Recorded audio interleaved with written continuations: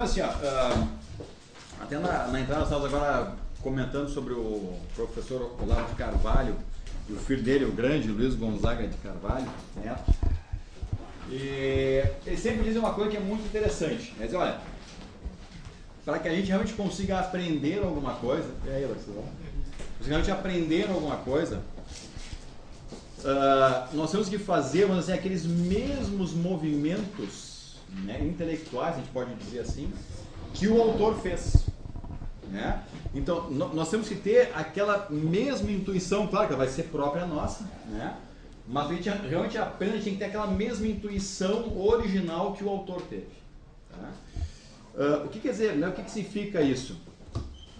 Significa que, simplesmente apresentar uma série de conteúdos ou de conceitos, né, a validade é muito pequena, né? Porque se realmente aqueles conceitos não forem vivenciados, né, de novo, eles vão ser realmente esquecidos, né, invariavelmente.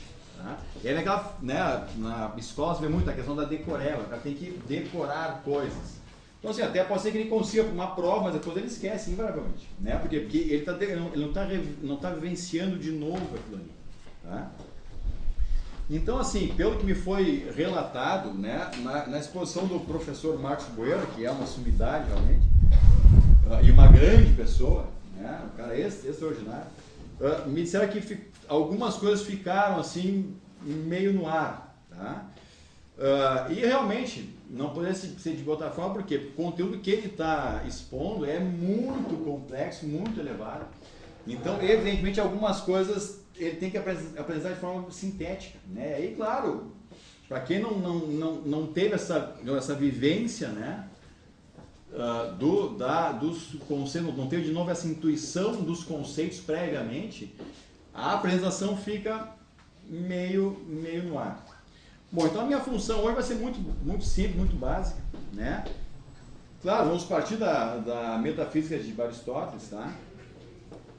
Mas eu não vou assim abordar a metafísica em si de Aristóteles, tá? Eu vou pegar alguns conceitos dela e depois vou fazer o quê? Eu vou tentar fazer uma rápida, né, um delineamento do que Aristóteles fez, né, até onde ele chegou, né, com a metafísica. Tá? E basicamente a minha ideia hoje é abordar alguns conceitos que são muito presentes na metafísica e que é substância. Bom, a minha letra é horrível, tá?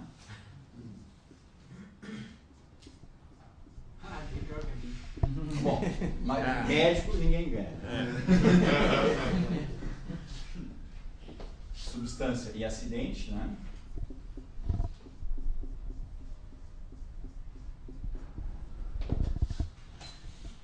Essência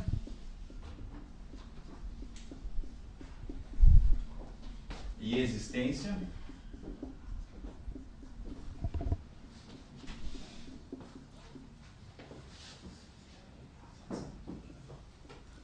Forma e matéria.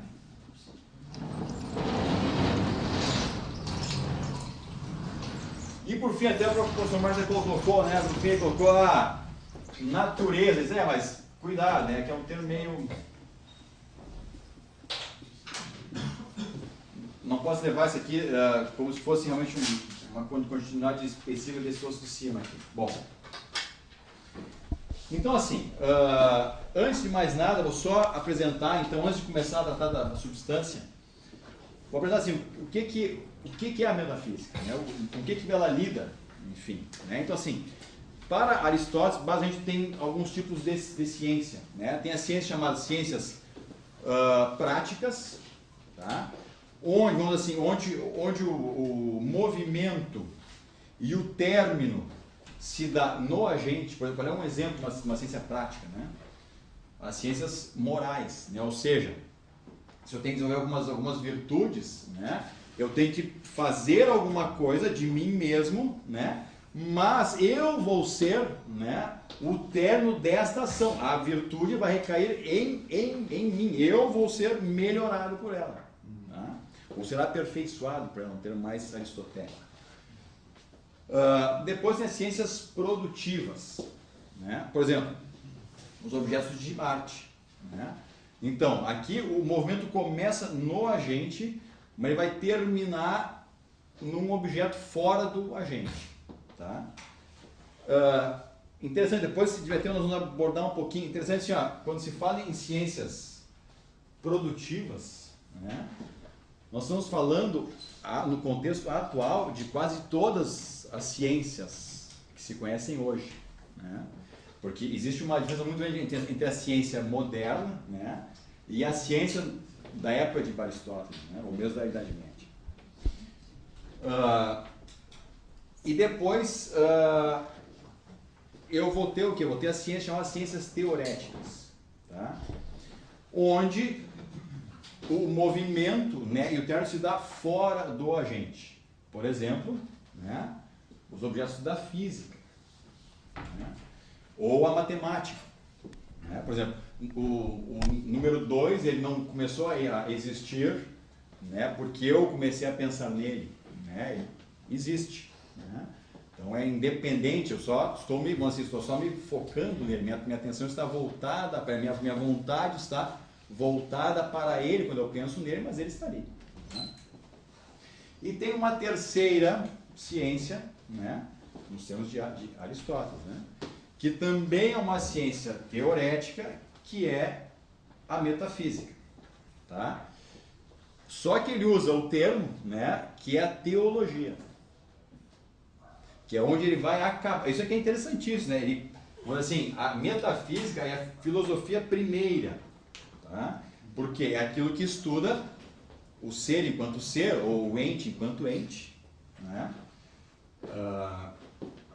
Embora a nossa presidente, ela diria enta, né?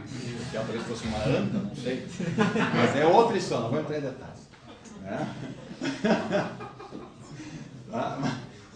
O ente enquanto ente, ou seja, busca saber o quê? As causas e princípios do ente enquanto ente. Tá? Então, ela não vai lidar com um objeto, né, vamos dizer, específico, tá? Mas ela vai lidar com o ser enquanto tal. Tá? Então, isso é a metafísica. E é por isso, nós vamos ver em seguidinha, por isso que é importante, né, esses conceitos. Por quê? Porque o ente, né, e aqui eu vou usar livremente, tá? Uma coisa que não é assim, não é uma igualdade, mas tem uma correlação muitíssimo próxima. Eu vou usar assim ser e ente quase como sinônimos, tá? Então assim, eu posso abordar o ser, né, ou o ente de vários pontos de vista. E esses são os pontos de vista que eu posso abordar dizendo assim, tá? Simplificando bastante as coisas. Então vamos ver a questão de substância, tá? Então vamos ver isso aqui tudo e depois vamos voltar um pouquinho para metafísica, tá? E vamos ver até onde Aristóteles foi com essa história toda, até onde ele chegou, tá? Bom, vamos lá então, a questão de substância.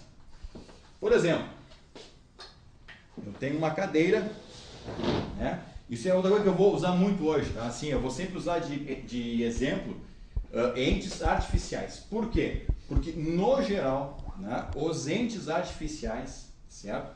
A forma, etc e tal, se confundem com o formato, então é mais fácil de visualizar, tá? Não é sempre, né? Por exemplo, um ente artificial cujo formato não tem nada a ver com a operação que ele faz, né, ou com a forma que ele tem. Um iPad, por exemplo. Eu dou um punho de um iPad, ele vai se babanar, né? Tapar o sol, né? Porque ele tem uma forma que não condiz, né, com a forma no sentido aristotélico de ser. Tá? Bom, mas vamos pegar a nossa cadeira aqui. Então, o que eu vou nessa cadeira? Eu percebo de imediato alguns predicados. Quais são eles? O assento, o encosto e os pés. Bom, se não tivesse o encosto, seria um banquinho. Se não tivesse o assento, um vaso sanitário. Se não tivesse os pés, uma coisa horrorosa, não sei o que seria. Né? Então, bom, eu sei que uma cadeira tem que ter essas três coisas, pelo menos. Tá? Ótimo. Mas olha só, quando eu falo em assento, eu falo assento da cadeira. Eu não falo assento cadeira, eu falo da cadeira. Eu falo encosto da cadeira. Os pés da cadeira. Ou seja, a que eu estou me referindo aqui?